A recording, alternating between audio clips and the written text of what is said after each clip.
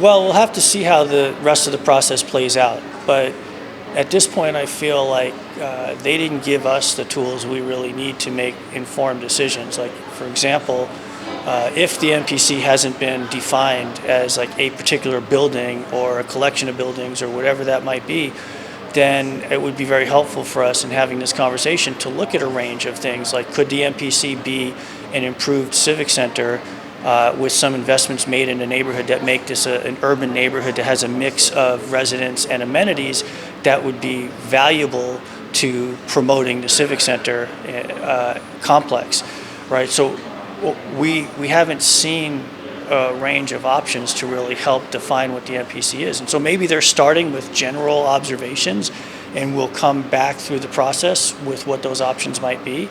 But I felt like I was just a little surprised. I thought there would be a little bit more options for us to look at to understand what it is we're commenting on.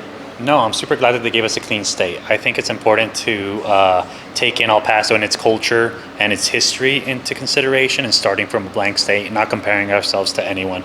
I think El Paso is a lot different than a lot of people, and it has a lot of great talents and opportunities in itself that we can create something cool with just working with what we have.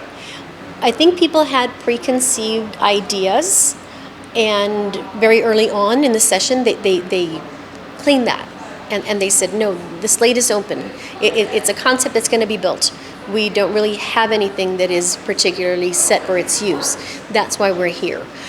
Once that was set, I think it helped people become more creative. I think it kind of took that mental block of, okay, it's going to be an arena, or it's going to be a sports complex, or it's going to be a cultural arts center.